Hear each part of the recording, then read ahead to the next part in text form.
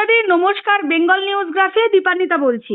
হ্যাঁ নমস্কার, বলুন। হ্যাঁ, যে বিষয়টায় যাব, বিষয়টা হচ্ছে যে সঙ্গীতাদি আপনি কিন্তু অনেকদিন আগে একটা আরটিআই করেছিলেন নাজিয়া ইলাহি খানের বিরুদ্ধে, এবং যে খবরটা আসছে যে ওনাকে আজকে গ্রেফতার করা হয়েছে, অ্যারেস্ট করা হয়েছে কলকাতা পুলিশের তরফ থেকে। একটু যদি বলেন বিষয়টা ঠিক কি ছিল। আমি দীর্ঘদিন ধরে এই আওয়াজটা ওঠাচ্ছিলাম যে পশ্চিমবাংলায় বহু জাল উকিলে ছেয়ে গেছে, এবং এই জাল সার্টিফিকেট মানে কোথা থেকে তারা পাচ্ছে পেয়ে কালো কোট গায়ে চাপিয়ে তারা মিথ্যা কথা বলে বেড়াচ্ছে যে তারা অ্যাডভোকেট, কিন্তু তাদের রেজিস্ট্রেশন বা সার্টিফিকেট দেখতে চাইলে তারা তখন নানা রকম ভাবে মানুষের সাথে নানা রকম ভাবে চক্রান্ত করছে, তাদের নামেই উল্টে তার ক্লায়েন্টের নামেই উল্টে মিথ্যা মামলা করে দিচ্ছে। তো এই আওয়াজ যখন আমরা তুলি, ঠিক সেম এরকম ঘটনা ঘটে সন্দীপ আগরওয়াল বলে এক ভদ্রলোক, যার কাছ থেকে 6 লাখ টাকা নিয়ে নেয় এই নাজিয়া ইলাহি খান। তারপরেই আমি যখন নামি, তখন নেমে আমি ও যেখান থেকে যে সার্টিফিকেটটা দেখানোর চেষ্টা করছিল সেখানে কিংস্টন একটা নামকরা কলেজ, তার প্রথমটা আমি বললাম, সেখানে আমি আরটিআই করলে তারা আমাকে বলেন যে আমরা নাজিয়া রহমান নামে একজনের উচ্চ মাধ্যমিকের সার্টিফিকেট পেয়েছি, কিন্তু যে সার্টিফিকেটটা তারা আমাকে প্রোভাইড করেছিল পরবর্তী দিনে সেটা নাজিয়া রহমান বলে, এবং সেটা ওয়েস্ট বেঙ্গল গভর্নমেন্ট থেকে ইস্যু করা। কিন্তু আমরা যে নাজিয়া ইলাহি খানকে চিনি, নাজিয়া ইলাহি খানই যে নাজিয়া রহমান, এরকম কোনো এভিডেন্স আমরা কিন্তু পাইনি। এবং তারপরেই আমি জাতীয় মানবাধিকার কমিশনে যাই।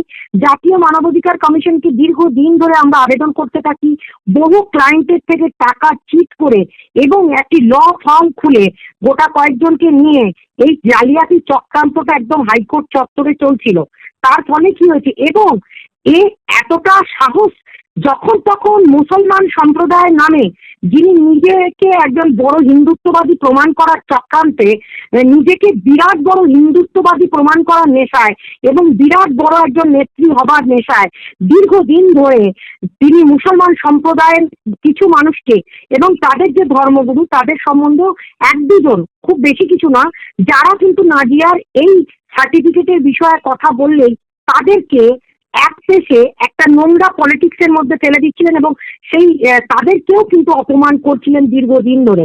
তো এখন ঘটনা হচ্ছে যে কলকাতা পুলিশের ঘুম ভেঙেছে, জাতীয় মানবাধিকার কমিশন রাজ্যের ডিজিকে সমন ইস্যু করেছে।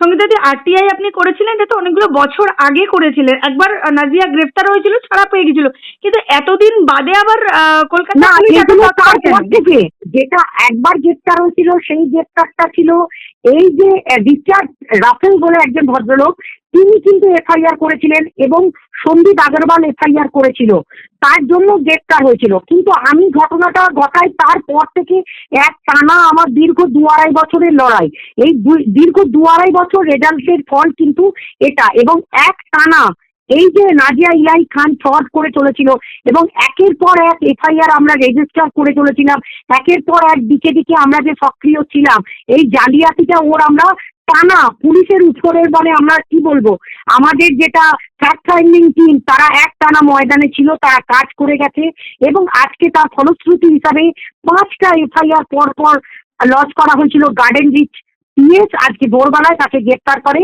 এবং আলিপুর কোর্টে আজকে তাকে তোলা হয়। বিষয়টা আরেকটা ঘটনা বলছি যেটা শুনলে আপনাদের খুব খারাপ লাগবে। এই যখন নুপুর শর্মা যখন কথা বলেছিলেন হিন্দুত্ববাদী, তিনিও যখন মুসলমানদের সম্বন্ধে কোনো একটা আওয়াজ তুলেছিলেন, কোনো একটা সম্বন্ধে, জাতি সম্প্রদায় সম্বন্ধে, তখন কিন্তু এই নাজিয়াই ওই নুপুর শর্মার বিরুদ্ধেও কিন্তু কথা বলেছিল। অর্থাৎ তিনি নিজে এত বড় হিন্দুত্ববাদী নেত্রী যে তিনি নুপুর শর্মাকেও গালাগালি করেছিলেন, কিন্তু উনি সেকেন্ডে ওনার রূপ পরিবর্তন করে নেন। উনি তখনই অগ্নিমিত্রা পালকে গাল দেন, আবার তারপরেই কিন্তু আবার অগ্নিমিত্রা পালের জন্য কথা বলবেন। মানে উনি কোনো রাজনৈতিক দলের সত্যিকারের কর্মী না, এরা হচ্ছে সুবিধাবাদী। এরা যখন যা পোশাক পরে নেয় সেই পোশাকের চিটিংবাজিটা হচ্ছে এদের আসল উদ্দেশ্য। কিন্তু রাজনৈতিক সঙ্গীতাদি নাজিয়ার বক্তব্য, সে কিন্তু ভারতীয় জনতা পার্টির সাথে যুক্ত, এবং অনেক সময় তাকে ভারতীয় জনতা পার্টি মানে বিজেপির অনেক অনুষ্ঠানেও তাকে দেখা গেছে, এবং তাকে বিভিন্ন জায়গায় আমন্ত্রণও পাঠানো হতো, এই চিত্রও দেখা গেছে, কিন্তু মানে কোথাও বিজেপির সাথে যুক্ত। হ্যাঁ, একটা ঘটনা আমি বলি আপনাকে। 2021 সালে ওকে কিন্তু বিজেপি পার্টি থেকে একটা মানে সাসপেন্ড করা হয়, একটা কপি আমাদের কাছে কিন্তু এসে পৌঁছায়। কিন্তু তারপরেই দেখতাম এই বিজেপির বহু মঞ্চে এই নেত্রীটিকে কিন্তু পাশে বসিয়ে বহু নেতারা তাকে ভাষণ দেওয়ার জন্য তুলতেন। কিন্তু আমার কথা হচ্ছে, তিনি যদি এত বড় নেত্রী ছিলেন, তাহলে তাদেরই দলের যে সর্বোচ্চ নেত্রী নূপুর শর্মা যখন কথা বলেছিলেন ওই একটা কম সম্বন্ধে বা একটা সম্প্রদায় সম্বন্ধে, তখন নূপুর শর্মাকে গালাগালি করে দিলেন। আবার সেই নেত্রী আবার নূপুর শর্মা কি বলেছিলেন, তার 4 গুণ বেশি তিনি নিজেই সেই সম্প্রদায়ের হয়ে সেই সম্প্রদায়কে গালাগালি করছেন। কিন্তু বিজেপির মধ্যে কোনোদিনে দেখতে পাইনি যে তাকে কিন্তু একেবারে ফেলে দিয়েছেন বা কেটে দিয়েছেন।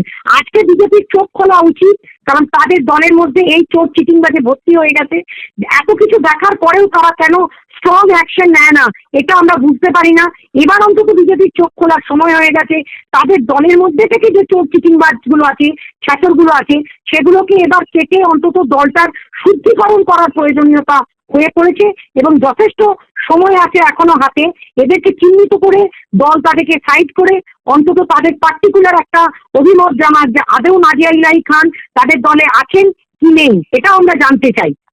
সঙ্গীতাদি, নাজিয়া ইলাহি খান একটি মানে আইনজীবীদের মানে একটা সলিসিটর ফার্মও চালাতেন, যেটুকুনি আমরাও জানি, মানে আমাদের কাছেও যেটুকুনি তথ্য আছে, ওনার অফিস আছে এবং সেখানে অনেকে কাজও করতেন এবং আইনজীবী হিসাবেও কিন্তু ওই ফার্মে অনেকে যুক্ত ছিল। কি বলবেন তাহলে, মানে এটা কি পুরোটা একটা র্যাকেট, কি মনে হয়? একদম একদম পশ্চিমবাংলার বুকে যেমন জাল ডাক্তার দেখতে পাচ্ছি, জাল IAS IPS officer, police officer সমস্ত যেমন দেখতে পাচ্ছি, তেমনি জাল ওকালতিতেও জাল উকিল প্রচুর পরিমাণে এসে গেছে। এই যে পশ্চিমবাংলার যে আমাদের বার কাউন্সিল আছে, ওয়েস্ট বেঙ্গল বার কাউন্সিল আছে, সেখানে কিন্তু একটা পার্টিকুলার একটা ফরম্যাট তৈরি করার কথা ছিল, যেখানে তাদের রেজিস্ট্রেশন নাম্বার এবং তাদের একটা ওয়েবসাইট তৈরি করার কথা ছিল, এবং তার জন্যও কিন্তু প্রচুর টাকা একসময় তোলা হয়েছিল, যে তাদের সাইডে টোকা মারলেই তার রেজিস্ট্রেশন নাম্বার দিলেই সেই অ্যাডভোকেটের পুরো ডিটেলস পাওয়া যাবে। আজও পর্যন্ত সেটা হয়নি, যার জন্য দিকে দিকে জেলা আদালত থেকে শুরু করে কলকাতা হাইকোর্ট পর্যন্ত এই জাল উকিলে ছেয়ে গেছে। তাদেরকে কিন্তু চিহ্নিত করতে হবে, কারণ এটা একটা বড় ধরনের ক্রাইম এবং অপরাধ, যে নিজেকে আইনের মানুষকে বিচার পাওয়ানোর নামে নিজেই যদি জালিয়াত হই, তাহলে আমি মানুষকে কি বিচার দেব? অন্তত পুলিশ, কলকাতা পুলিশকে অসংখ্য ধন্যবাদ জানাবো এক্ষেত্রে একটা ভালো পদক্ষেপ নেওয়ার জন্য, এবং আপনাদেরকেও ধন্যবাদ। যদি মিডিয়া পার্সনরাও এর বিষয়ে সজাগ হন, তাহলে বহু মানুষ কিন্তু সতর্ক থাকবেন এই জাল চক্রের পাল্লায় পড়ে। আর যারা যে সমস্ত অ্যাডভোকেটরা ওই ফার্মের সাথে যুক্ত আছে, তাদের উপরেও তদন্ত হওয়া দরকার আছে, কারণ তারা নিজেরাও জানতো তারা যে ল ফার্মের সাথে যুক্ত হয়েছেন, তার যিনি টপ বস, তিনি নিজেই যে আদৌ অ্যাডভোকেট নয়, তিনি নিজেও যে জাল, সেটাও তাদের জানা দরকার। যার জন্য আমি বলবো পুরো তদন্ত প্রক্রিয়া কলকাতা পুলিশের আরো এগিয়ে নিয়ে যাওয়া দরকার, এবং যারা যারা দোষী তাদের প্রত্যেকে খুঁজে বার করে শাস্তির ব্যবস্থা করা। অসংখ্য ধন্যবাদ সঙ্গীতাদি, ধন্যবাদ। ধন্যবাদ।